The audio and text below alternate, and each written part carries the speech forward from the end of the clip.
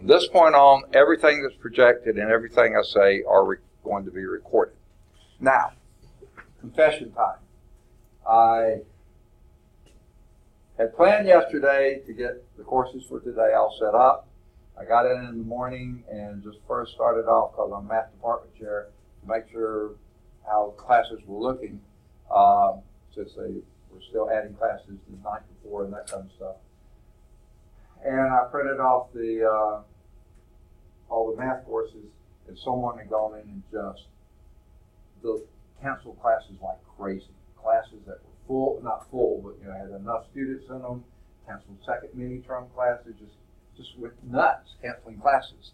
And I called around, not too pleased with that situation, and was given permission to go back and put them in. So I spent most of the yesterday morning correcting somebody else's mistakes.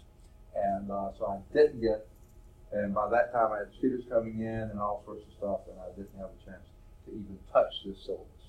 So this is up to date.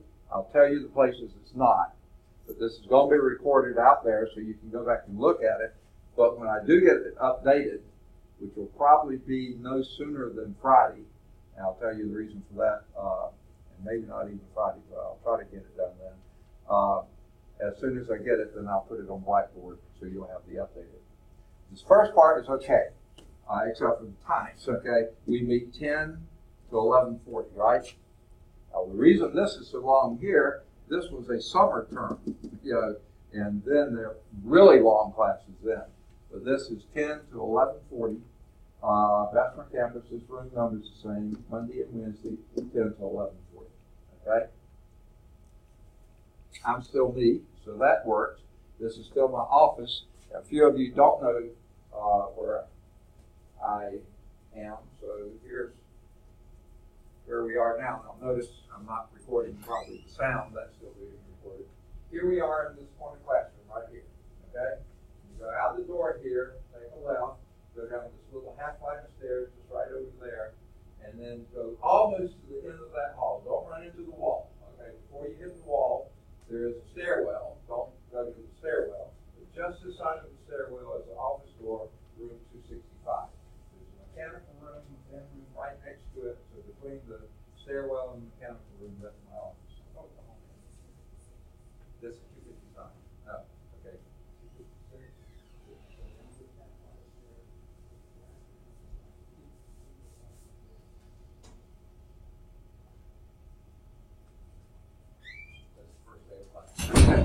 So anyway, that's my office there. So anyhow, you do know where the orientation classroom is. It's right across the hall from the orientation classroom. All right. So that's where. Now that's Monday through Thursday. Okay. On Fridays, I'm on the Birmingham campus, Birmingham West campus. Are y'all familiar with it? Okay. Birmingham West campus, the academic building, which is also called the B Hall, okay, that's the one that had a fire at the end of last term, okay.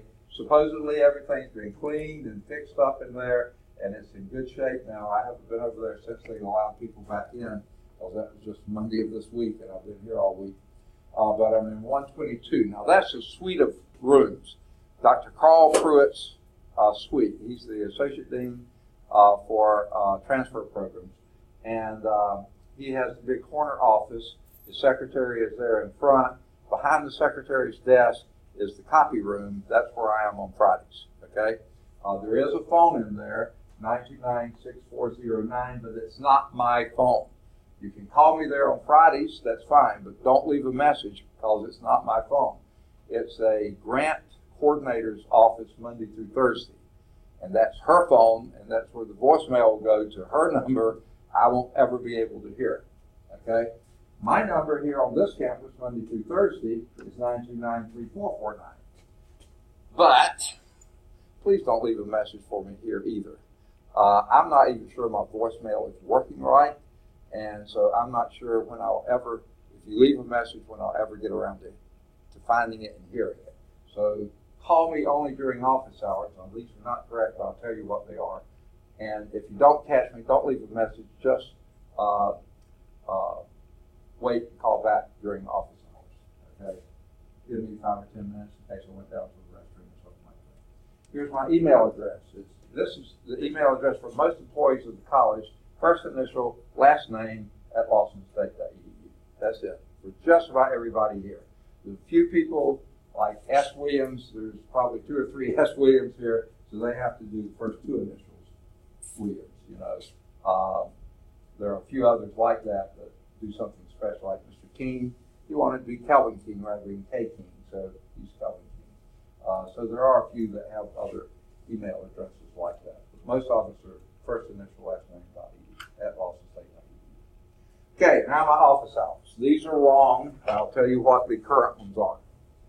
Okay, not 7:45, and this will be Monday through Thursday. Oh, wait. Okay. I just lost my Monday morning class, so this is going to change. Monday and Wednesday will be 8 until 10, 8 to 10, because I'm usually in here by 8 o'clock, usually before 8, and since I just signed over my other class to Mr. Holloway, that will be 8 to 10, okay? All right. Oh, and somebody else came in, didn't you? Let me get caught up on the roll, okay? Bree did not come in. Tyrone did not come in. Who are the 2 people who just came in? Didn't you come? You what? Oh, I see. And what's your name? Taylor Massey. Taylor Massey. Matchin? Massey. Massey, okay.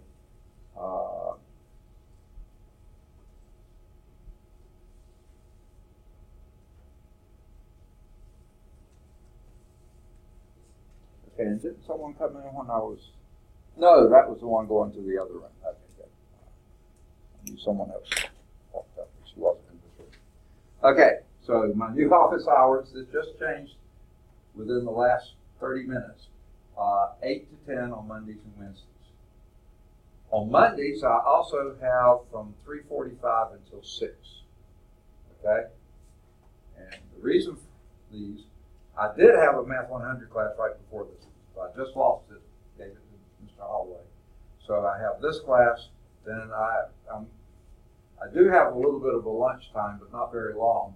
And then I have Cal 3 early afternoon, and then I have differential equations mid-afternoon, and that's from 2:30 to 3:45. So I have from 3:45 to 6 on Mondays. On Mondays, okay. Not on Wednesdays.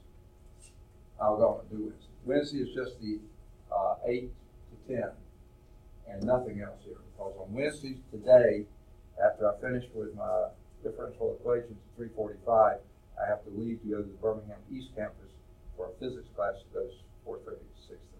So that's why I don't have that afternoon slot on Wednesday. Okay, Tuesdays and Thursdays, 8 to 8:30. That's going to be true every day. I'm here from 8. And Tuesday and Thursday, I have an 8:30 class. I have pre-calculus algebra 8:30. At 10, I have pre-calculus trig. At 11:30, I have linear algebra. And then at 1:15, I have physical science. And that's a mini-term class, so it's 1:15 to 3:45 in class, 3:45 to 5:45 lab, Tuesday and Thursday. So on Tuesdays and Thursday, 5:45 to 6. So that's a little bit different, 5:45 to 6. Fridays, I'm on the Birmingham campus from 8 to 12. Okay. Used to be we started at 7:45. Well, classes started at 8, so I was here by 7:45. Now classes start at 8:30, so I come in at 5. So 8 to 12. So I'm usually there before 8. I'm always there after 12, but those are officially office hours. That's Birmingham. All right, any questions? I'll get these corrected and put on Blackboard later. Okay. So let's look at the course description. Now, this is not something I made up or anyone here at the college made up. This is done by a committee of the 2-year college system and the representatives from the state-supported 4-year colleges and universities in the state of Alabama. They said if we teach this, they give you credit for it. This is the first of 3 courses in the basic calculus sequence. Well, this is just a little dumb little thing when this first came out, I first started teaching this, in the state course directory, they had left out the HR here, and it said the first of T courses. I'm not going to write that down. I wasn't supposed to change it. I did. Now they've changed it officially. So it's the first of 3 courses in the basic calculus sequence, taken primarily by students in science, engineering, and mathematics.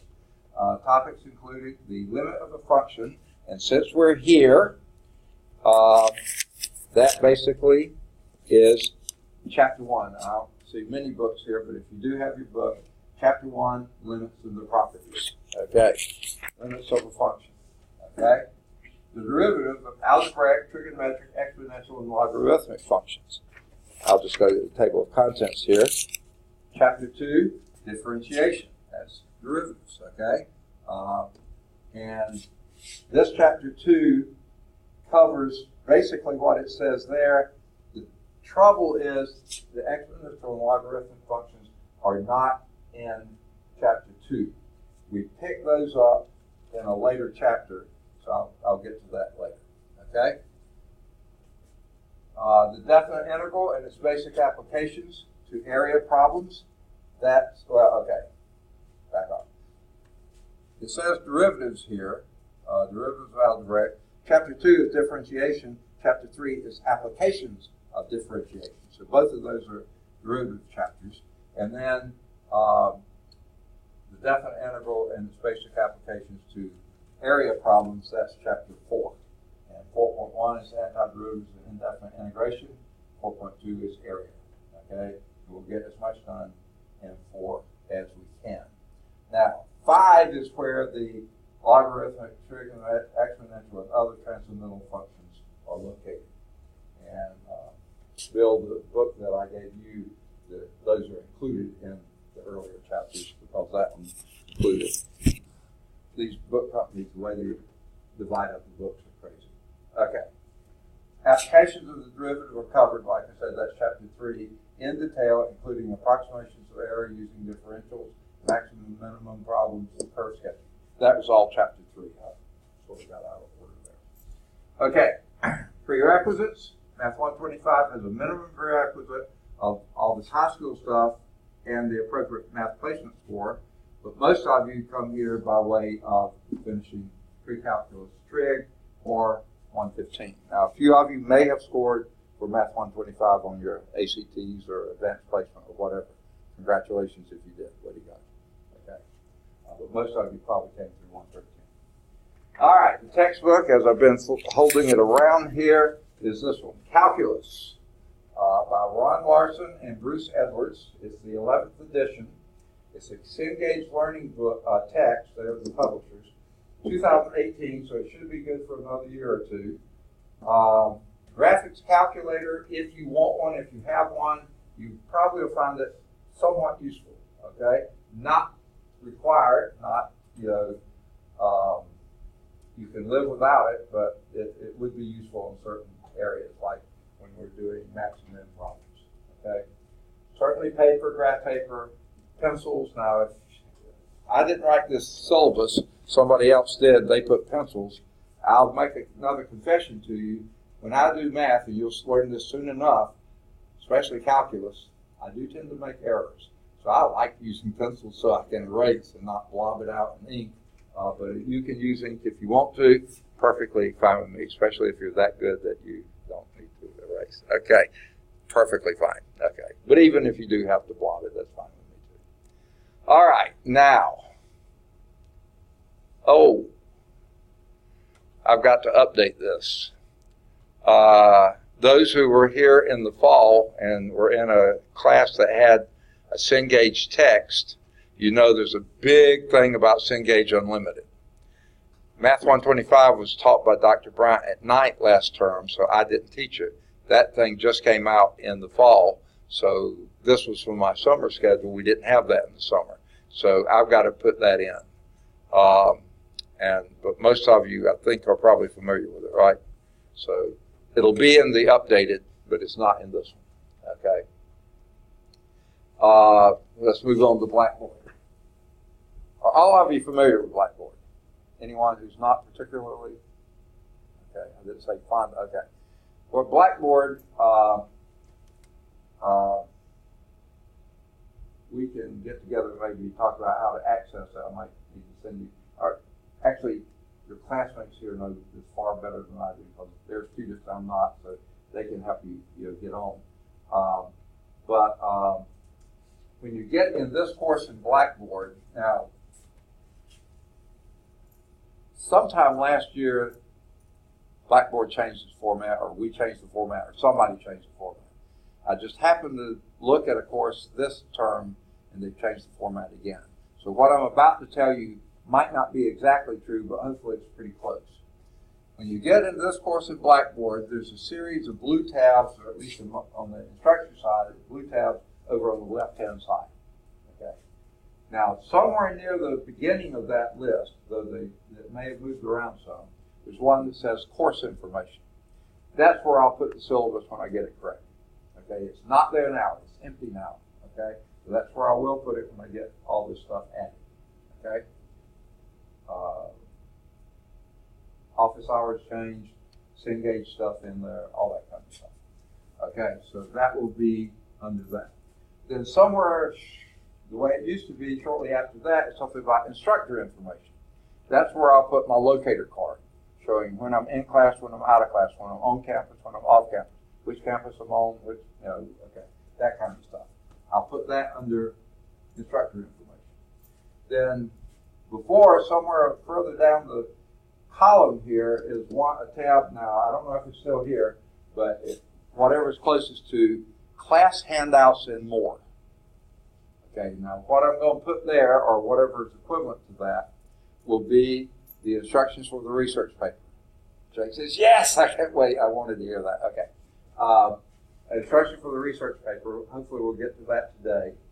I'll put all the PowerPoints. I'll put them all out there in static form. Okay. Also, over the years when I've been teaching this, either I found or students have told me websites that they found useful for the course. So I'll put those out there if you want to use those as supplementary materials or whatever.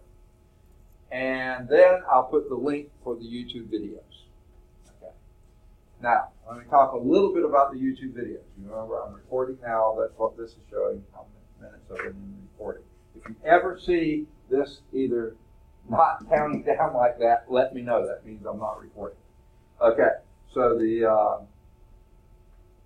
when we finish today and I have a chance, it'll have to upload for an hour or so, and then when I have a chance, and it goes to YouTube, but I have to put it in the playlist for this course. Now, if you're good at YouTube, you might be able to find it, but I'll put it in the playlist. So what you can do, and also under class handouts and more, will be Math 125 YouTube videos. Click on that and you'll see all the videos for the course. It'll be in the list, okay? Now, there'll be a whole bunch of them there, even though we've only recorded one this term. What I do, I'll leave all the ones from last summer, they're out there, okay? I don't delete them. Therefore, and I'll give you the reason a little bit later. So when I do load this one, it'll be at the bottom, and it'll say Math 125 Syllabus, even though we're going to do more than syllabus today. That's what it'll say. And at the same, when I load that one on, I'll take off the 125 syllabus that I did for summer. Okay, so I'll remove the duplicates from summer, but I'll leave the others on there. And here's why. Either last year or a year before, one day I came in to do my classes. I couldn't get Screencast-O-Matic to open. So I called down the IT people, and they started looking into it. And finally, like a day or so later, I finally got word, oh, someone forgot to pay the vendor. So they cut us off. So that day or two or three, however long for them to get the purchase order and everything done, we were without Screencast-O-Matic, so I couldn't load. But for the classes I had taught before, you still had the previous term in there. Not exactly the same start and stop times and stuff like that. Summer with long classes, this fall, spring are different links, but you'll still have most of the material there, maybe not contingent with each other, but it'll be there somewhere. So that's why I leave the stuff out there in case, and you know, other times the supercomputer's gone down, or Blackboard's gone down, or something's gone down, and I can't load the videos. Okay, so therefore you have the previous videos if you want to use them. Okay, so that's why I leave all this up there. So that's most of how Blackboard's set up. Okay, now I don't really care for this too much, but I'll read it to you. All courses must use Blackboard to gain vital access to vital course information such as the syllabus, handouts, PowerPoint shows, activities, assignments, and so forth. Okay, I'll put the syllabus there. It's not there yet. Handouts. Usually, if I have a handout, I'll hand it out to you. Okay, the ones that I want will be, and this also falls under assignment, the research paper assignment. That's going to be on Blackboard. I'm not going to do it as a separate handout. The PowerPoint shows will be on Blackboard in two places. One under class handouts and more, or course handouts or whatever they call it. Static, you know, they're not there yet, but they will be. Okay. Secondly, it'll be in the YouTube videos because I teach from the PowerPoints. And those, though, you'll hear me talking about them. You'll see me writing them because this computer is a tablet computer, ionizing pen. Any of you ever signed out at Home Depot? Notice how close to your signature that really looks. Okay. This is a little bit better than that, but not a lot. But I'll be writing, we'll be solving problems on it. So all that, anything that gets projected is saved. Arm waving doesn't get saved. Okay. So that doesn't get projected. All right. Now, I do, and okay, so that's PowerPoint shows. Two places, static, and then on the YouTube videos, dynamic. Okay, activities, sometimes the school posts activities on Blackboard. I usually don't. Assignments, like I said, the the research paper assignment will be there. But other assignments will be there too, but they won't be as obvious. In your YouTube videos, anytime I finish a section, I make assignments from that section. And also at the end of every class, if we're not at the end of a section, I'll make an assignment for the problems that we covered through the end, wherever we stopped. So they'll be there, but you have to go to the YouTube video to get them. Okay? And it'll all be audio. It won't be, I don't sit down and type them out after every class. As you noticed, I just lost one class, so I'm down to 9 classes this term, which is nice not to have 10, but it's still way too many classes. Okay. So I don't have time to type out assignments every day. It's just something like that. Announcements, I'm usually not going to make any. If I do have any, I'll put them out there. The school sometimes does announcements. This next statement I don't like. Failure to use Blackboard will severely damage your ability to pass the course. I think that's a very negative statement. It's also, I don't think, quite close to reality. If I were writing it, but they don't let me write it, I would say the proper use of Blackboard could greatly enhance your ability to do well in the course. It's much more positive than I think close to reality. I don't like the next sentence either. Students should always check Blackboard announcement page and task pages prior to coming to class. Why would you want to check that before you came to class? You can say it in case I've canceled class, right? Y'all were in my class last term. How many classes did I cancel? 1. And that was because probably I had a doctor's appointment that day. Okay? I will tell you this. I will have 1 doctor's appointment at least this term. Okay? I have a mild form of leukemia, and my hematologist only sees patients on Tuesday mornings. Okay? So the odds are that whatever is early February, I think, that I have an appointment, it's probably going to interfere with this class. Okay, so that class will be canceled.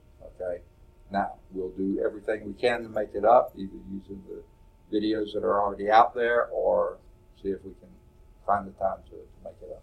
Okay, but I try never to cancel a class. So I sort of resent that you ought to check to make sure he's not going to cancel a class. Because guess what? If something does come up, like huge wreck on the expressway, I can't even get here, or they're going to tear up the expressway. I guess y'all know that, don't you? Later this month, I believe it is. So if things get super congested and there's wrecks or something on the back streets that you have to take, I think I'll get here by 10 o'clock, but you know, so I'm not going to have time to send and put something on Blackboard for that, so that would be the work there. All right, let's look at professional course competencies, whatever it says here. I'm going to scroll this down a little bit so we can see the. Okay. Now, students will find limits graphically, numerically, and analytically. As I said, that's chapter 1. Okay? Students will take the derivative function using product and quotient rule, higher derivatives, chain rule, and implicit differentiation. That's chapter 2. And here we have chapter 1, limits and their properties. Chapter 2, differentiation. Now at the end of, it's time for student input. Okay? Do you prefer in-class tests or take-home tests? Take-home. Wow, what a shock. Man, caught me by surprise there. Okay. So, at the end of every chapter, I'll give you a take-home test. And I think that was a very wise choice on your part. Because to do a test in this class in even an hour and 40 minutes you would be pressed for time. This is not a timed race. Calculus is about concepts and doing. So you're wise to do take home. Okay. And also it helps me, I don't have to worry about, this problem's too hard. No. Not that I'm good for it. No. Okay. All right. So you'll have the differentiation test at the end, take home test. Okay? Oh, and by the way, those take-home tests are due, you have at least a week to work on the test. There's 2 reasons for that. First reason is you always have another class day to ask questions. Like you get it at home, say, what in the world is he asking here? Okay, so you always have one class period to ask questions for clarification, that kind of stuff. Second reason, you always have a weekend. In case you're working lots of hours during the week and that's the only time that you have to concentrate on the test, then you have the weekend. Now, if you're working all weekend, that's your problem. I don't know when you're going to do it, but you've got to do it sometime. Okay. So those are 2 reasons I always give you a week to turn those in. If you need more time, of course, you can have it. Don't wait until the second test and you still have to turn in the first test. That's not a good procedure, is it? Okay. So, students will apply the derivative to extrema, that's max and min, curve sketching, optimization, Newton's method, that's chapter 3, applications of differentiation, test after that. Students will use approximate and compute area using the definite integral, and will use the fundamental theorem of calculus, that's chapter 4, integration, and the test after that. In chapter 5, students will,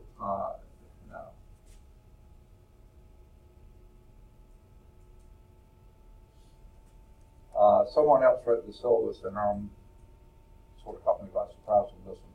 Students will use the computer and graphing calculator to illustrate knowledge of concepts such as limits, continuity, and extreme values of functions. That's basically covered in all these. Okay. Now, what is a little out of the ordinary? Remember, I said chapter 5 was logarithmic and exponential functions, which are also called transcendental functions. And you'll notice this title doesn't say that. Your title says with transcendental function. Therefore, your chapter are incorporated. This one has a special chapter for it. So we'll try to get as much done on logarithmic and exponential functions. Okay? And then the students will research and write on the topic in calculus, and that's your writing competency. And then the overall competency will be your final exam. Now, time out on that too. Notice I took off the words. You don't realize they used to say comprehensive final exam. The odds are, based on my past experience, we're not going to get everything covered in time for a comprehensive final. Probably your final exam will just be your last test. Any final last years, same thing.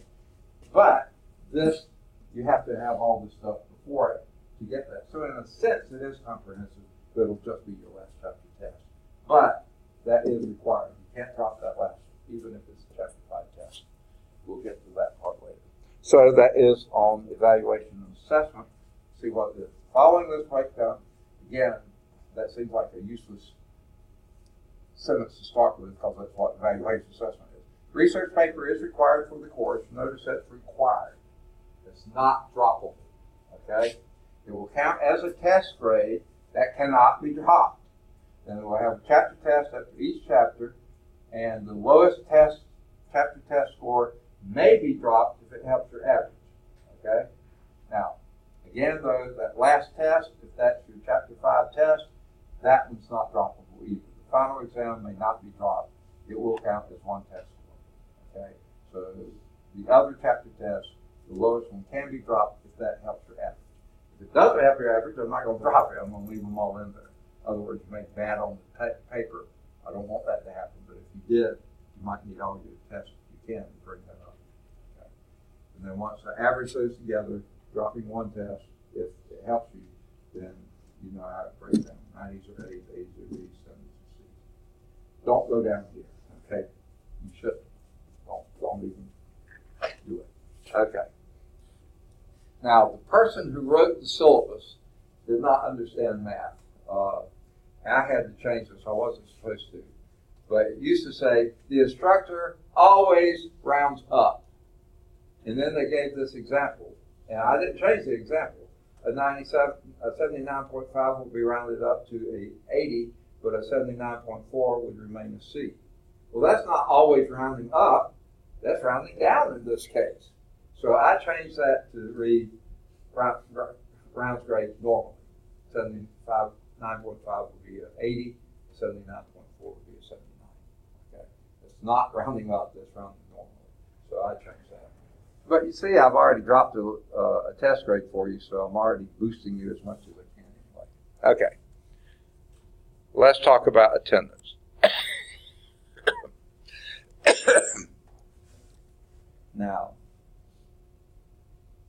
there's two people I see who are not listed, or on the roll but not here today, and they can certainly pick up this from home because it will be on YouTube video. But please don't count on the YouTube videos giving you the full flavor. Like I said, you don't see what I'm pointing at. I'll try not to do it. I try to use my cursor, but I forget. And you can't ask a video questions, or you won't get an answer if you do. So it helps to be here, especially in calculus. So you can interact with me. I can read your face to see whether you're understanding or not. Try to be here, okay? And it talks about things that you can do if you're not here. And so with that, withdrawals. I'm glad I still have that on the page. If at the end of the term, or even getting close to the end of the term, you think there's no way you're going to get out of the D or F range, please withdraw, okay?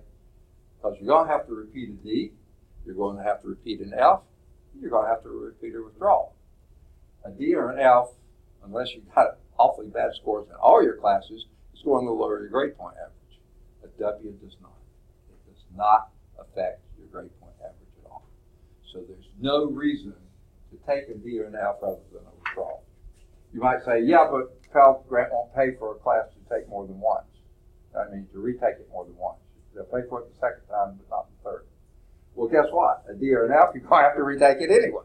So a W has no negative consequences. Yeah, whatever it is in Pell Grant, the same would be the D and F. It's just a W doesn't hurt your grade point average. So that's my summary of this. They say a lot more words here. I'll let you read them, but that to me is where the rubber meets the road here. Okay, so any questions so far? And don't even go there. You should be able to keep above the D or F range. The main way you get in the D and F range is not showing up at class, not turning in tests, not turning in your research paper. That gets you down there, and it can do it pretty quickly, so don't let it happen. Okay, makeup work, like I say, I'd like to have your test in within a week. I always give you at least a week. And as the people who've been in the trig class, you know, several of you took more than a week, fine. But just don't have the first test still out when I give you the second test. Get it in. There's a couple reasons for that. Number one, you're getting further and further behind. But number two, what if you made some really dumb mistakes on test one, but you don't turn it in until after you got test two, you turn it in to me, I grade it, and then you see it again, you've already done test two and made the same dumb mistakes, you know? So please get it in so you can get feedback from it sooner. Okay? And like I said before, Jake used to always come in late. Jake had a class last term right before this one and couldn't get from the other campus to this campus. So, yeah, so I understand. Life gets in the way, schedules get in the way, but if you can, be here on time. I will try to, knock on wood, be here starting the class right at 10 o'clock. Today, it was so crazy with the last class that I was a little late getting started. Okay, now, they put in this section on academic integrity. I think the new one is even longer than this. I'm not going to go over this in gory detail, or any detail, probably. Let's just hit this. Don't do it. Don't plagiarize. Don't cheat. You know, you get the idea, okay? Number one, this is not helping you at all. I take it that most of you are either scientists, engineering, mathematics. You're going to need this stuff later on, okay? Cheating in this class is going to help you learn it. In fact, you won't learn it. And then when you get in the upper level class, you bomb, okay? So you should be far enough along. Don't go there, okay? It tells about giving zeros and that kind of stuff. That, to me, yeah, it's going to hurt your grade point average, that kind of stuff. The main thing, you're not going to get the material. You're paying for the material. Take advantage of it, okay? Now, this stuff on professional decorum, I guess it's important. I guess I have to say it is important, okay? But, what did the old song go? M-I-C-K? No, not that song. Okay. You understand all this stuff. Now, as I said in my last class, if you're coming in after working all night or something like that, and you know you're just at the end and you got to have some caffeine, I'd rather you be awake than asleep. So, if you need to drink some caffeine, it's fine with me if you drink caffeine. Now, I guess I'm not supposed to say that, but most of the time this is just common sense stuff. If you have any problems with it, I will say this about number 2, sleeping. Please don't snore, or especially very loudly.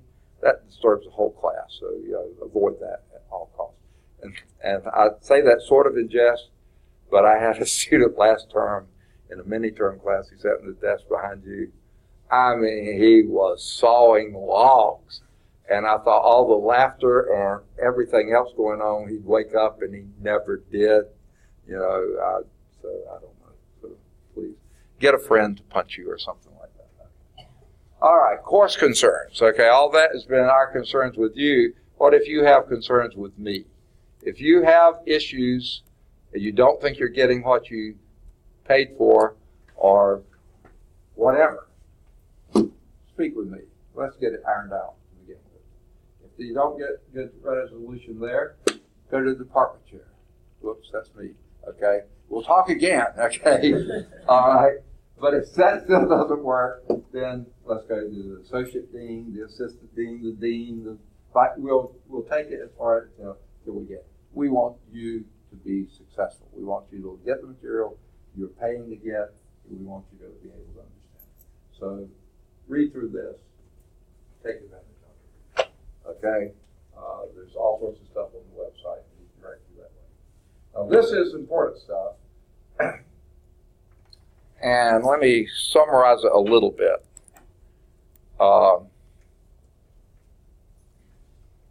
I include, in addition to discrimination and harassment, anything that's like bullying or anything such as that. We don't want it happening here. And I can't remember, I'm in my 22nd, 23rd year, something like that, teaching almost mostly in this classroom. And so far, I can't remember hardly anything that would classify as this. that I've seen. Now, most people, I think, would be smart enough not to do it in front of me, okay? So I can't say it hasn't happened, but I sure hope it hasn't happened. But that's where I want to call on you. If you see or sense that it's happening, not certainly if it's happening to you, but certainly also if it's happening to somebody else, please let us know. We don't want it happening here. We want everybody to feel safe, secure, able to learn. Okay, so please let us know if you sense any of that kind of stuff going on. It's violation of state policy, violation of everything we stand for. It's not allowed. It's not condoned. It's not, we want to nip it in the proverbial bud. Okay? Now, the closest thing that I recall to it, and this one's really discrimination and harassment, is mostly just stupidity. But I think it serves as a pretty good illustration. It was back when we were still Western State Technical College. I was teaching, I think, in this classroom, and there was a kid that sat right about where Jake's sitting, that obviously the dad said, "You're going to college. What do you want to major in?" Automotive? Okay, yeah, that'll be fine. Yeah, had no interest. I found out later. I didn't know this at the time. He had no interest in anything. Right out of high school, very immature. Now, some of you may be right out of high school. You look very mature, but he wasn't. Okay, and he missed the class. And most automotive students are here just every day, and that was surprising. But I didn't say anything. And the next day he missed again. I said, "Hey, what's the story with them?" He said, "Oh, you didn't hear?" I said, "No, what?" He said, "Oh, one day at lunch he decided to walk across people's cars in the parking lot. And somebody saw him, he yanked him to the dean's office, there for a few minutes, off campus, never to be seen again." Okay? Now, I'm not saying, what I am saying is we deal with this kind of stuff quickly, efficiently. We give you full hearings, all due processes followed, but we don't want it happening here. We got to have some really strong guarantees it's not, or else you're going to be gone and probably not coming back. Okay? So please let us know. Americans with Disability, as you've already heard me say several times, I'm hard of hearing, so I'm a little bit sensitive to disabilities. If you have one, please get in touch with Dr. Renee Herman. She's here on this campus, and there are other counselors here on this campus as well. On the Birmingham campus, Mrs. Janine McCoy-Jones, as they're both well-trained, well-versed in what the procedures are. Get your documentation to them, and they'll get it to us. We'll do whatever. I had a student in one class several years ago. It was a physics class. He had a brain tumor that had to be operated on, and when they did it, they damaged his hearing, and he was probably legally deaf, but he could hear some things. He set his recorder right here on the corner of my desk. I tried not to stray too far. He could take it home and crank that baby up as loud as he wanted to. Did it every class. Whatever it takes, we'll try to accommodate. We want you to be able to learn. So please get your documentation to one of them, and they will let us know what we need to do. Okay? Now, this obviously was last summer's course calendar. I will get it updated for this fall. I've already done so. All I got to do is copy and paste in that 100 class. I got the syllabus ready for that. I'm not teaching anymore, so I'll get that corrected here. But it's right out of the academic calendar off the website, so you can go there, get it, but I'll put it in a table here. Okay, and then lastly, once I get it corrected, and I'll tell you when I put it out on Blackboard. When I do, then if you will print off this last page, either type your name in and email it to me, or sign your name and hand it to me in person, whatever, to let me know that you have read the syllabus, you understand it, and you have had all your questions satisfied. So right now, any questions? None? Good deal. Okay. I will cancel that, and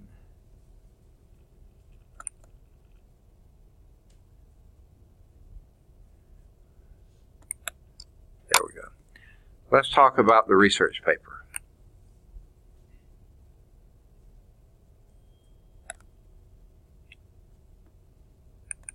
Okay.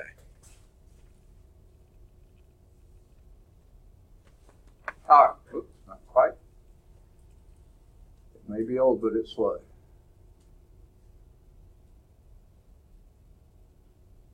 I don't like Microsoft products at all. I don't know why it's not opening. Maybe it's down here. No, it's not opening. Let me try it again.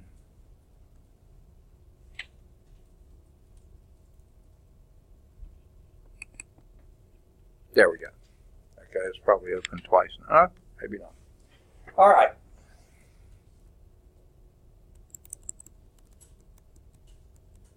Okay.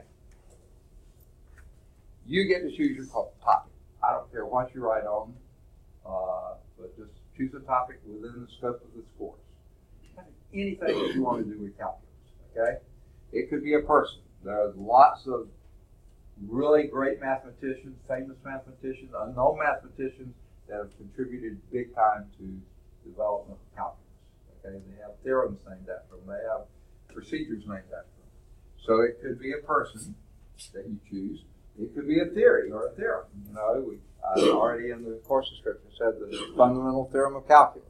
Okay, well, who developed that? How did they develop? What did it? Guess what? There's part 1 and part 2. You know, you could write on that. That would be fine. Anything that has to do with calculus. A phenomenon that is explained by calculus. Who developed calculus anyway? Like I said, many people contributed. Who are considered the fathers of calculus? Huh? Newton, Sir Isaac Newton. And one of the reasons he did, now this is going from my memory, I may be wrong on this, but I think a friend of his was, I was going to blank on this guy's name. The laws of Kepler. Johannes Kepler, or maybe not a friend, but someone who corresponded with him. Johannes Kepler had developed these laws for planetary motion. Now, there had been any number of earlier laws, but they just didn't work very well. They were empirical laws. They worked for a while, but then things fell apart, and finally Kepler came up with, well, Copernicus before him, Galileo, you know, and others came up with the heliocentric model as opposed to the geocentric model of the thing. That satisfied a lot of things, but still things didn't work quite right until Kepler came up with these 3 laws of planetary motion. And he said, I know these work, they do fit, I just don't know why they work. And I think he took the problem to Isaac Newton, and Isaac Newton puzzled over it for a while and basically came up with, I can't describe this in mathematical terms because we don't have a math language that it fits. He needed instantaneous change, and everything else was average change, you know, rise over run, you know, that kind of stuff. Wouldn't work, okay?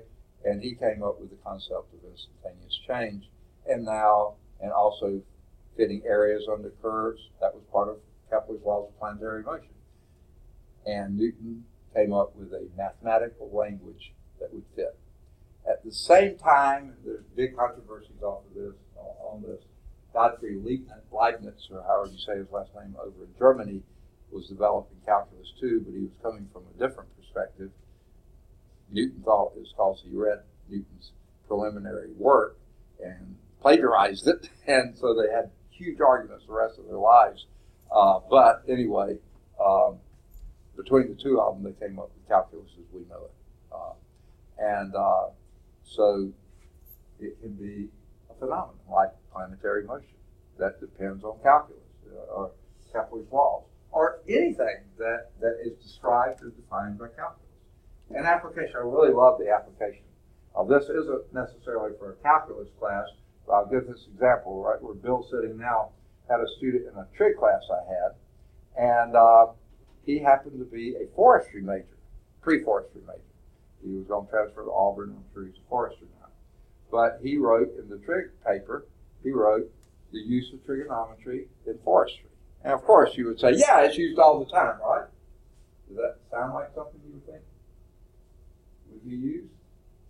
Well, guess what? When a forester is out there estimating the amount of lumber in a stand of trees, you think he's going to climb the tree and measure its height? No, not any smart forester I know. he's going to get him a sextant and use trigonometry to estimate the height of that tree. Measure how far he is from the tree, the angle, yeah, you can get it. It wasn't the best paper I've ever read, but I loved it because it was something that he was going to apply in his study. So I love application problems. And it may not be one that you're going to apply in your work. It may be something you're just interested in that uses calculus. That would be fine. Or it could be your mechanical engineering major, how to use calculus in mechanical engineering, or hydraulics, or whatever you're going to do. It's all over the place, okay? Or any other such topic about which you have an interest. If you can tie calculus into it, that would be great, okay? Now, here's something I've added recently, the last few years. It can be an internet application. Remember I said I've had some students give me websites that they found useful for the course? Some of these came through papers they wrote, okay? For instance, you know, this book is pretty good. I like this author pretty well. But I've taught from some texts that were not quite so good, okay? And I can easily imagine a student getting very frustrated with some of those older texts we use, saying, surely there's a better way. And since I was teaching from the text, he wasn't getting anything that much better from me, so he went to a website. Whoa! This is what it's talking about. If you have one of those moments and you want to write on that internet application or demonstration or YouTube video or whatever it is that you found that really makes it come to life to you, that's a good paper topic, okay? So anything like that would be perfectly fine. So what I want you to do either today or next week is write your name on a piece of paper. Boy, that's tough, isn't it, okay? But once you do that, write down at least what you're considering now for the topic of your paper, okay? Give it some thought over the weekend or whatever and do that. Now, since you're going to waste a whole piece of paper on just your name and the paper topic, this has nothing to do with the research paper. Let me tell you, since you're going to turn that into me, something else you may put on there if you choose. You don't have to, but you may. Like I mentioned before, I've been spending most of the last several days canceling classes, trying to combine classes, but every time I cancel a class, I try to call students to let them know the class is being canceled, try to help them find another class to go to, do the paperwork for them, whatever. But so many times, the number that's in the system, I can't get through, okay? Even multiple numbers in the system, I can't get through because numbers change. Cell phone services change. Someone could have typed it into the system wrong. I don't know, but I just can't get it. So if you want to give me your very best number, since you're going to waste a piece of paper on the name and paper topic, you can give me your very best phone number. Because periodically, I probably will never need it, but someone will come running up from the records office, the admissions office, or some office that, this is so's in your class, do you have a better number? We can't get in touch with them on the numbers in the system. And if I have that number, I'll give it to them. I will not give it to another student or anybody else than someone here at the college that I know needs that number for some sort of close to being an emergency or whatever. It's the only reason I'm going to give it. Now, if that number happens to be, and I bet you it will be, a cell phone number, right? And there is a chance that cell phone could be left at home or run over by a car or the battery died or you changed service or something, and you might not be able to be reached by that. If you want to give me a good backup number, you can. You don't have to. That could be Mama's landline or anything such as that. Someone will be able to get in touch with you. Or it is conceivable, because I know a lot of students do work, and maybe at work they don't want you using your cell number. They don't want you using a cell phone at work. But you will be able to get an incoming call, especially if it's an emergency. If you want to give me a work number, you can give me that. So you can give me no number, 1, 2, or up to 3 numbers. I can't imagine any reason I need more than 3, but if you have a reason I need more than 3, you can. Or you can give me none. That's completely up to you. Since you have a piece of paper, if you want to give me that, it'll be shredded at the end of the term. So sometime after the end of the term. Okay. So turn that into me. Now, you'll need to find at least one, 2 or more or better, outside sources for your paper. Now, what do I mean by that? It could be any book, journal, newspaper article, magazine articles, anything such as that you would find in the library. Lawson's library, our library, public library, whatever library. Or, now this I have to do with a grain of salt, any legitimate source found on the internet. And here's why the grain of salt. If you were to quiz me on what is the greatest invention, I guess you would say, creation that has occurred during my lifetime, it would have to be the internet. So I don't think the internet was around in 1951, a long time ago, and it's incredible what's there. I mean, just about all the knowledge that mankind has ever had at your fingertips. I mean, it's just as incredible. Two big problems with it, but maybe more than two, but I know of two right now. Number one, at least, I think way more than half of what's out there is total garbage, okay? Second problem, one of them anyway, we don't know which half sometimes. So be very careful with the internet. Make sure it is a reliable source. If you have any doubt, run it by me and I'll say, oh yeah, that's well documented in other places, yeah, you can use it. Or, hey, I've never heard that before. I don't even think it's true. I would be very skeptical of that. Okay. So, now, the text is not an outside source. There goes my ionizing pen. Okay. Now, the text may be a great source of ideas. Let me just open. Oh, here's a page right here. Leonard Euler. Okay. If he shows up in the book, anywhere, any reference to him, he's a potential paper type. That could be a person you could write on, or a theory, or something like that. So this would be a great source of ideas. It can't be your source for your paper. Even if they have a great blurb on him, you have to get something outside the text. The whole part of the purpose of the paper gets you out of the book into the real world, at least sort of anyway. Okay. Paper must be at least one word processed page of text. Double space now. Now, what do we mean by one page of text? Well, if you have a header, you don't have to have a header, but a lot of students have it, because that's what we did in English class or whatever. And they have that, and they skip a few lines, and they have a title and triple space, and start typing right about here. One page of text is going to go to the bottom of this page, and then on a second piece of paper, start at the top and come down at least that far. That's the page of text. I've had, not often, but occasionally, students really make big margins and write a little bit in the middle and say there's a page. No, even if it's centered, that's not a page of text. So that's why I go through this. So at least one page of text. But this is single space. You can double space. I want you to double space. You'll lose points if you don't double space. Okay. Triple space, nah, no, double space. And standard font, 12 pitch, 12 point, whatever you call that.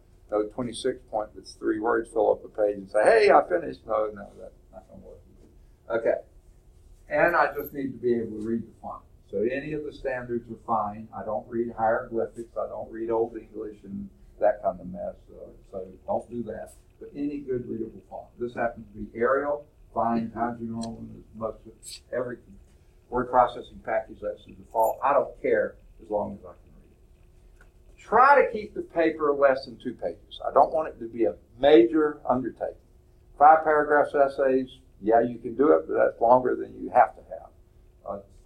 Shoot for 1 to 2 pages of text, okay? Now, if you're so interested and excited about your topic and you go over 2 pages, it's not going to cost you any points, okay? I don't penalize for being too long. Not directly, anyway. And the only reason I put that little caveat in there is, and this hasn't happened often, I can only think of maybe 2 or 3 times in the whole time that I've been doing this, which has been, as I said, close to 20 years. This term, 9 courses a term, not usually that many.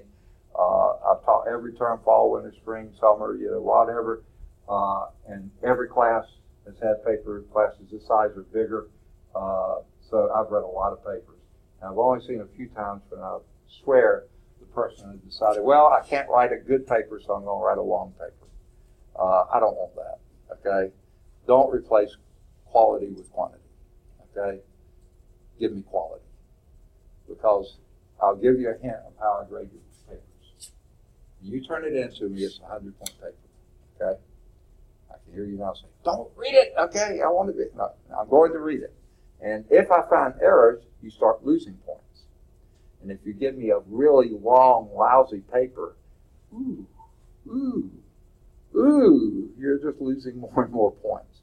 Give me good quality paper, long or short, you're not going to lose many points, okay? So, you will lose point guaranteed for it being too short, but there's no direct penalty for being too long, but indirectly, if you substitute quantity for quality, you may lose more points that way.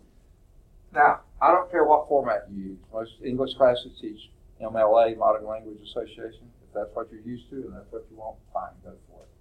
A lot of scientific organizations use APA, American Psychological Association. They came up with a format many years ago, and everybody said, wow, you can't beat this, let's go with it.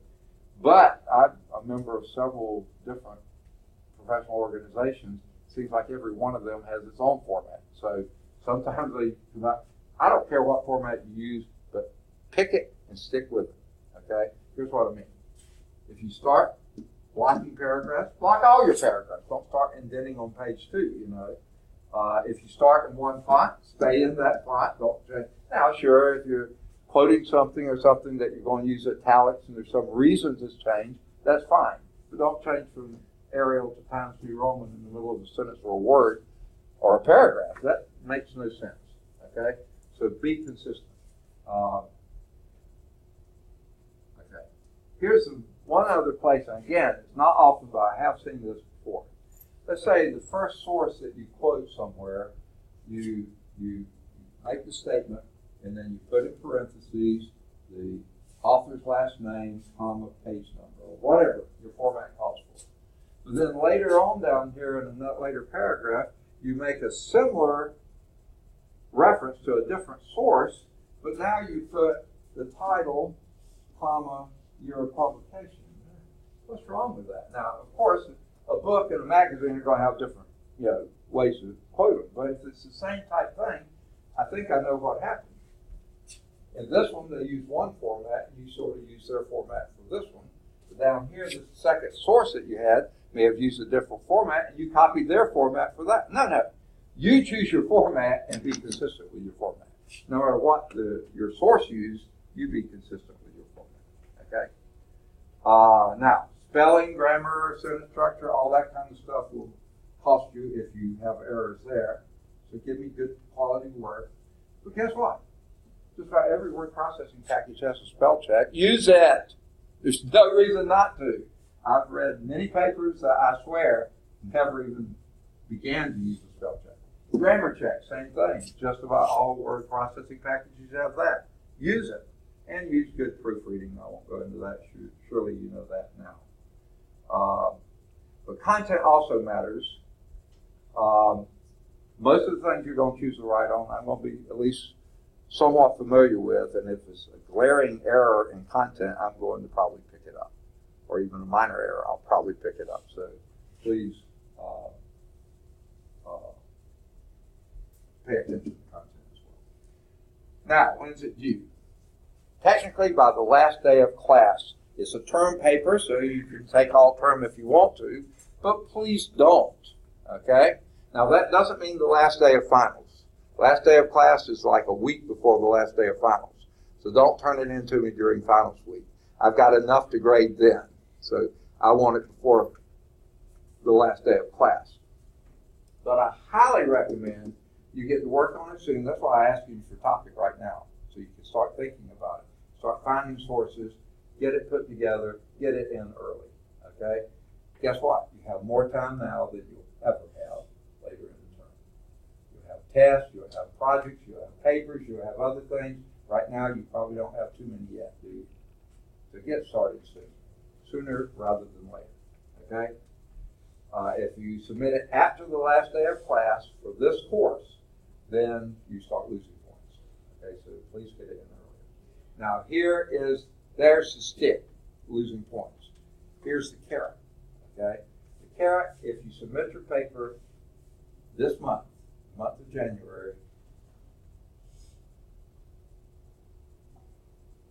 you get 4 bonus points. If you turn it in the month of February, you get 3 bonus points. The month of March, you get 2 bonus points. And if you turn it in the first 2 weeks in April, you get 1 bonus point. Okay. Later than that in April, we're at the end of the term. The last day of class is like the 29th of April or something like that. It'll show up on that thing. So that last week or so, no bonus points, you just get your score. After that last day of class, you start losing points, so they start going negative. So there's the carrot. Losing points is the stick. Okay, any questions? Now, one more thing. When you submit your paper, now not many others require this, but I do. I want a single page from one of your sources. So let's say you got a book out of the library that you use as a source. Take it over to the copier, copy me 1 page, and turn it in with your paper. If it was something you got off the internet, a journal, a magazine article, something like that, print me a single page from that source. I don't need the whole article. I don't need the whole chapter. I don't need the whole book. I don't need all the sources. I just need a page from a source. And turn that in with your paper. Okay. Any questions? Yes? If we decide to change our topics, do we let you know when we change our topics? Yeah. If you want to change the topic, for sure. Because quite often, in fact, sometimes when you turn it in, I'll say, whoa, that's a broad topic. You may want to narrow that down. Or I might say, I don't know if you'll find enough on that specific topic. You may want to expand it a little bit. Or if you start looking and thought, oh, this is as exciting as I thought it was going to be, and you want to change, absolutely, yeah. But I just want you to start thinking about it now, soon, But yeah, you can change definitely. But here's the other thing. This is not that big a class, so the first person that chooses Isaac Newton, that topic's chosen now. So I don't want 17 Isaac Newtons, I want a little bit of variety in this, so when you turn it in, I might look through and say, no, that's already been chosen. But if you want to do his, how he developed calculus rather than his life, yeah, that would be a good one, or something like that. So that's the other advantage of getting in early. You get your choice. So, but then if you change topics, you'll need to run it by me, and I'll make sure that no one else has done that one. Okay. Yeah, good question. Any other questions? Excellent question. All right. Now, I don't have my locator card done yet, but let me just give you an idea of what it looks like. It'll be on Blackboard, completed, but it'll look something like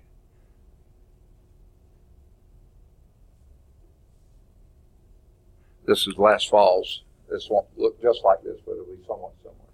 Just to give you an idea.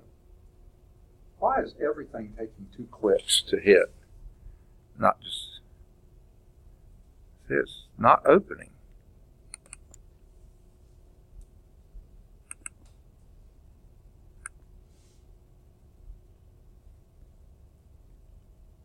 I love Microsoft. I really do. It's just my favorite of all time. Now it's not getting off of that.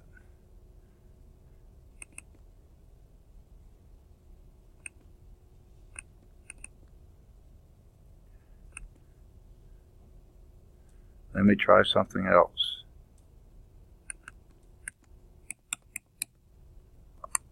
Anyone got any ideas?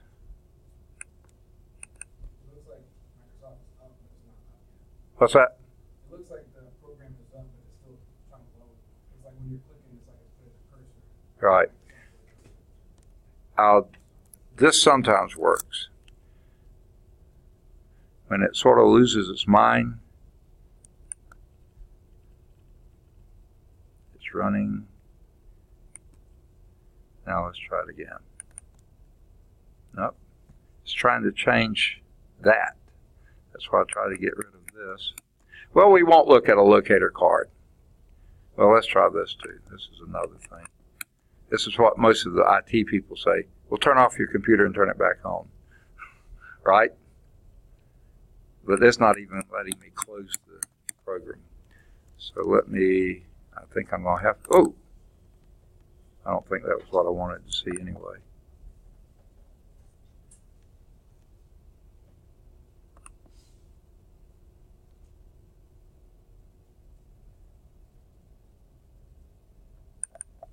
Well, maybe it has opened. Let's see if it has.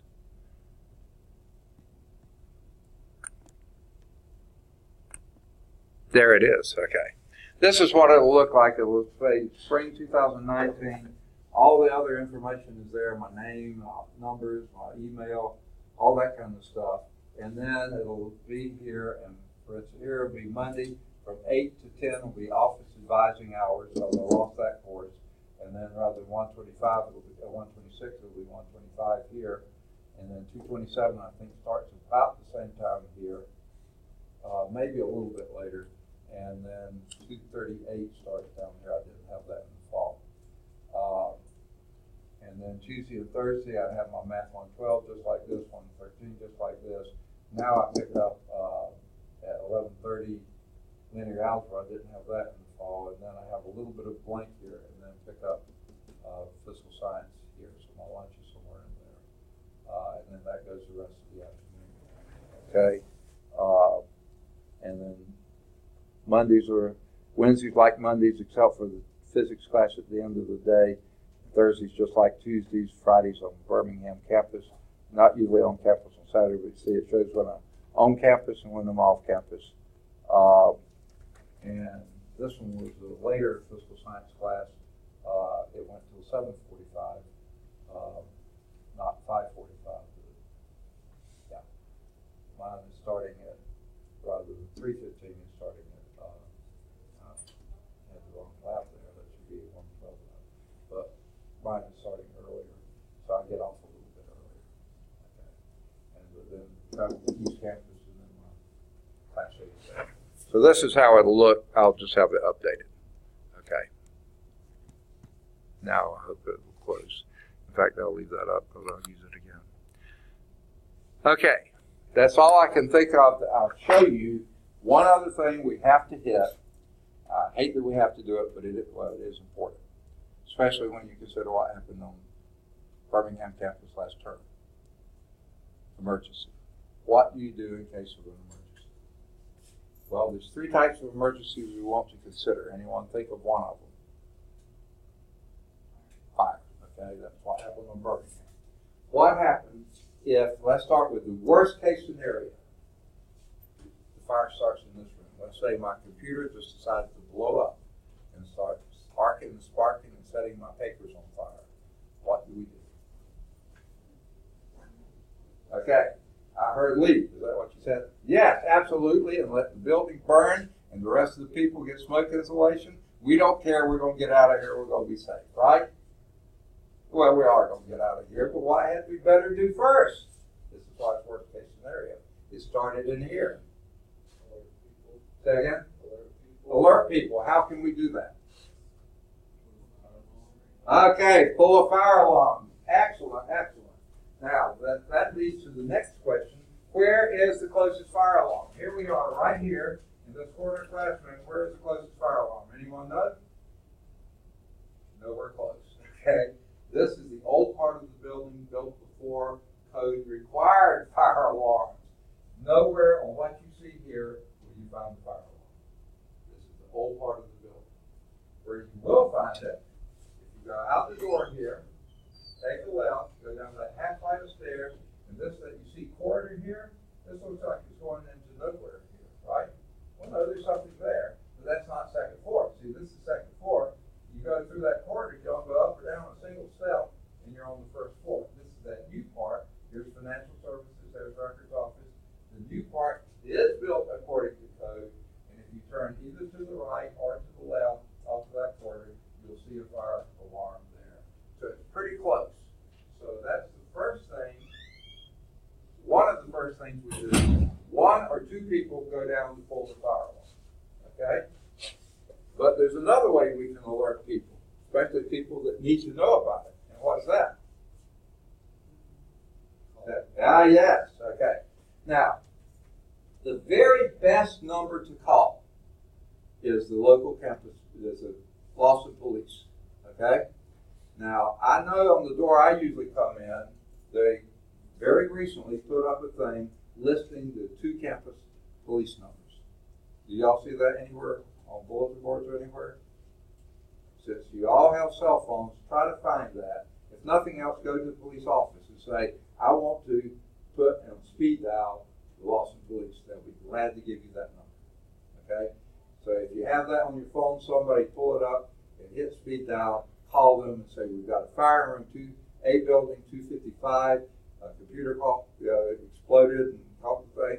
We're pulling the fire alarm and we're getting out of the room, but we wanted you to know about it. They'll get in touch with the fire department. They have direct line. Okay.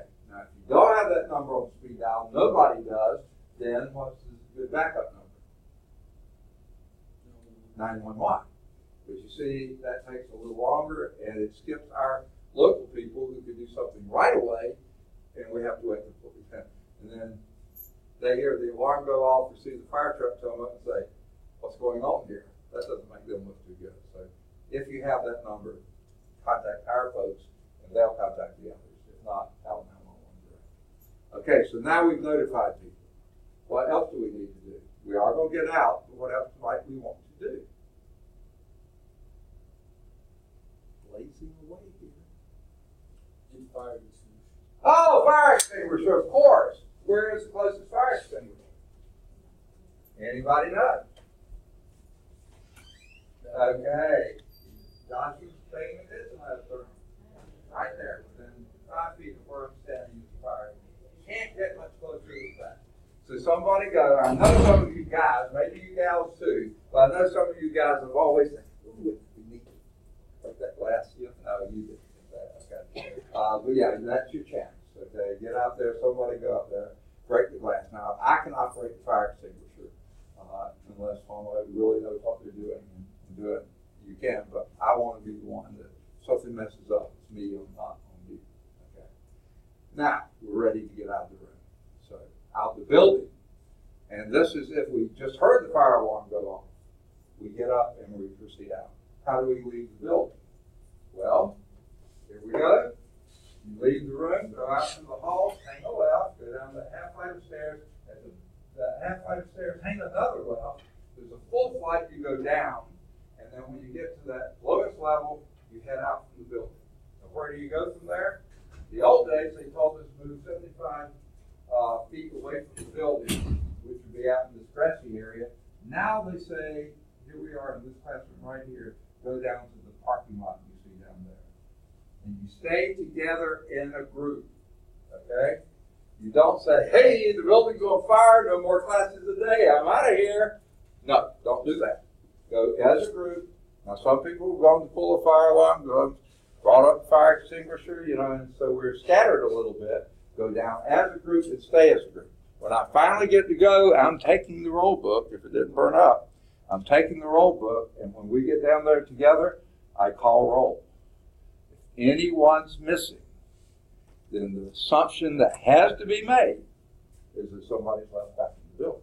So you see, if you took off and went home, and nobody knew about it, somebody is risking his life and his health, her life or health, to come back into a burning building looking for you. Don't do that to anybody, okay? Stay together as a group. Make sure I call roll, okay? And at the end of that, then someone will let us know what to do. So don't just take off and go, okay? Now,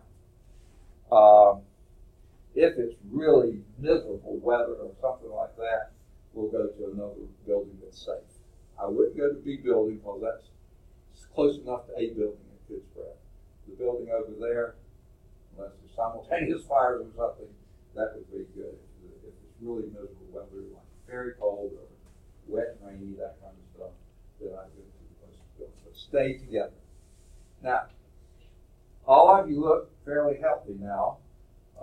Bill has a cane, so I'm going to be with whoever the last person is out. After I've done whatever I'm going to do, I'm bringing up the rear, okay? If we had someone in a wheelchair, we'd probably be in a different classroom then, but I'd be with the guy in the wheelchair, or the gal in the wheelchair. So I'm gonna be the last one there, so that's for, don't make any decisions on your own. Get in the parking lot, stay as a group, and we'll handle it. All right, any questions on fire emergency?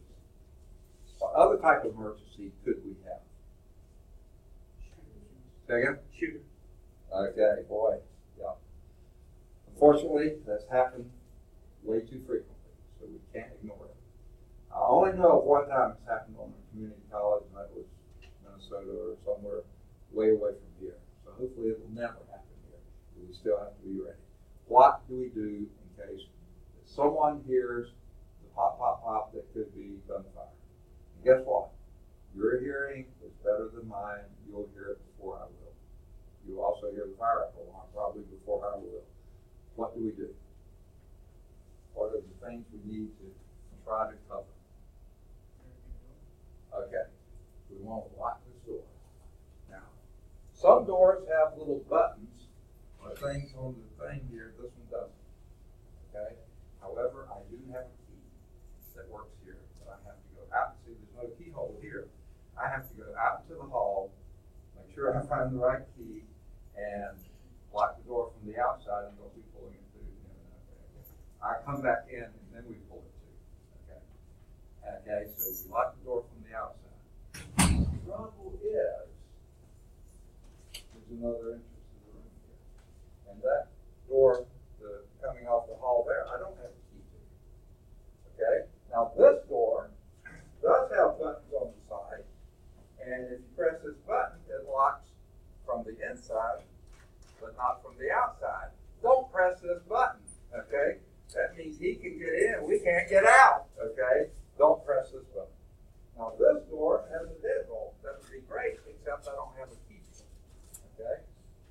This door, the hall door, I don't have a key. By the way, if you go that far, go on and close that hall door. We can't lock it, don't know how to lock it. Turn off the light. And if the people in that classroom, get them into this classroom. Because this door also has buttons on it.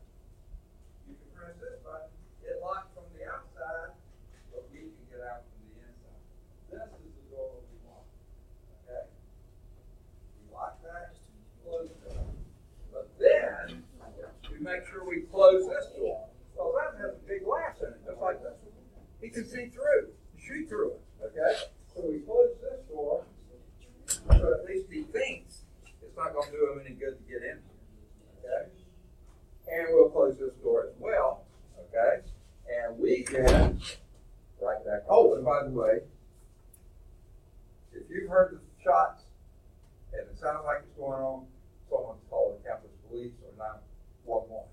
As soon as we get that done, turn those cell phones off. We don't want him walking down the hallway thinking nobody's in here and then hearing the cell phone go off. So be sure you turn it off after we call 911. So this is like we get right over here. See, he can shoot through the glass. He can shoot through the window. He can shoot through this, but it's hard for him to shoot through concrete block wall. Okay? And if he does, he's going to get plastered on this thing because it just won't work. So we get over here in a tight, quiet little community. We stay there. Now, if he were to find his way in, okay, somehow, and comes through this way, or destroys a lot there, or whatever, you stay put. My life is mostly back here, yours is ahead of you. So, if anything, one's going to do anything, let it be me, okay? I was in the military, and don't have much training in this stuff, but I have been around stuff, so I'll take care of it. You don't be the hero. If I can get them down, you're welcome to kick them as much as you can, okay? You know, but otherwise, stay out of it. We hopefully will keep them out of here. We turn off the lights and we get very quiet. So there's active shooter. Any question on that? The first thing we do is notify the 911 or campus police. So they probably know if we heard it, they heard it. All right. Third type of emergency. Okay, yeah, storm, weather emergency, something outside of the building. Okay, the other two have been inside the building. Now, with the fire was also things like chemical spill, noxious fumes, that kind of stuff. We get out and away. Okay. Weather, however, we go low in interior. You don't try to outrun a storm. You can't do it. You don't know where it's coming from. You don't know how it's going to turn or bend. Just stay over the other. So here's what we do. Very similar to what we had before. If we hear that siren go off and we're close enough, it sounds loud. Even I can hear it. We go out of the room here, hang a left, go down the half flight of stairs, hang another left, go down one full flight, but rather than going out, you go in. Because beneath this, when you're down on the first floor, it's not like this on the first floor. When you're down at that level, you're almost the lowest level in the building. That's where you want to go. Low and interior. Those are the two things to keep in mind. Low and interior. Okay? And the first thing you see interior, just like you see here, are restrooms. And restrooms are not bad places to be. They're certainly interior. That's on almost the lowest level. And the big thing about restrooms, lots of corners. Close walls and corners. Greatest strength is in the corner of the room, not on the wall. So, and the walls are close together, so you have a lot of strength there. However, you may not choose to want to be in the restroom for a couple of hours, during the coronation. That may get a little cramped and unpleasant. Okay. Especially since if we do have severe weather close by, the odds are we're going to lose power, right? If you lose power, the restroom may not be the place you want to stay for the next couple of hours, It's just no emergency lighting in there. So, after the restroom, you go down a few more flights, only like 2 or 3 steps below that. The next thing to the right is the dean's office. If she's in there, or the associate dean's in there, or some other instructor is using her office, and they welcome you in, you can certainly do that. Again, interior, close walls. Next to that is a classroom. That's 160. That's the developmental math classroom. That's a little bit bigger space, so don't be out in the middle of it. Walls are great, corners are even better. Okay, interior wall even better. This wall back here on the first floor, soil behind it. I mean, it's not an open wall to the outside. You got a lot of protection there. So get on the back side if you can get it. Just past that, you go through the glass doors that are in the library. The first door to the right is a computer lab. And again, interior is smaller than the classroom, so the walls are closer together. Got 4 corners there too. Just past that is another part of the library. I call it the reference room. There are shelves there, the books there. If things get shaking around, could things fall. But that's interior. But don't go any further in the library. Any further, and you're on the exterior where there's windows. You don't want to be near a window. Things come through windows, bringing glass with them. So those are the things. But actually, maybe the best place is that hallway. Okay, the walls are relatively close together, bigger than they are in the classroom, but the other thing is on each end of the hallway is emergency lighting. So that may be the best place to be. If it's crowded and cramped there and you don't mind going to the interior classroom or office or something, that's okay too. But the hallway is not a bad place. No corners in the hallway, that's the bad news, but they are interior walls. And you stay together, okay? Because I'm the last one out again, going down with whoever's the last person out. I'm going with them, carrying my roll book, and when I get down there, I call roll again. If we can't find somebody, the assumption is you're up in a dangerous space, and someone has to go look for you, risking again his health or his or her health or life. Don't do it. Stay together. Once we call roll and everybody's accounted for, then you can mingle with friends or whatever. But don't say, hey, my dog's outside, I need to. No. Dogs can take care of themselves. Stay put. Okay? The dog doesn't need a dead owner. Okay. All right. Are we out of time? I saw enough people looking. Oh, yeah. Sorry about that. But no extra charge. Okay. Any questions? Next time we'll actually get started on math, believe it or not. Hopefully I have the syllabus done and the other things done, so they'll be on Blackboard by then. Good deal. Okay,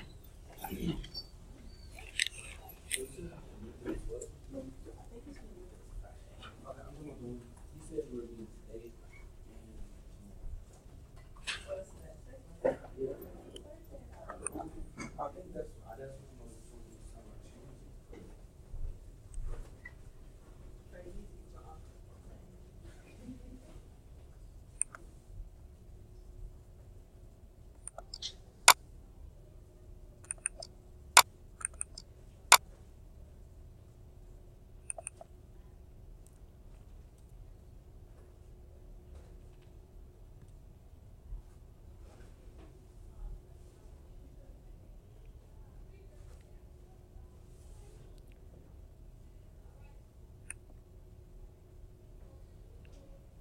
lot of blah, blah, blah, wasn't it? No, oh, very interesting. Except right now, it's computer science, these youngsters, I'm gonna find me a cohort. Don't find you a what? A cohort. Oh, okay.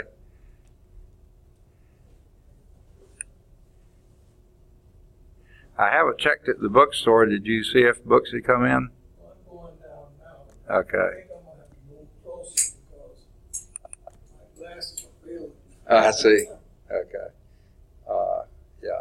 Most of the stuff on PowerPoint will be a little bit bigger than all that I've been putting up now, but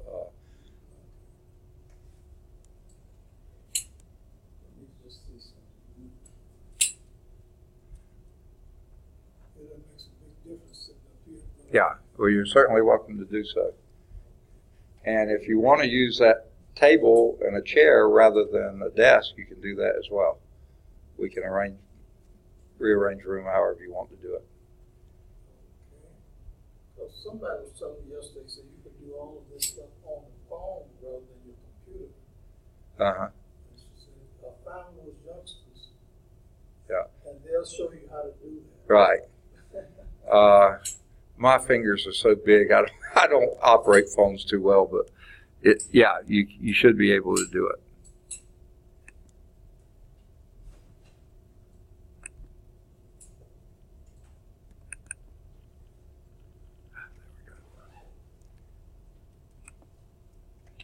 All right. Oh,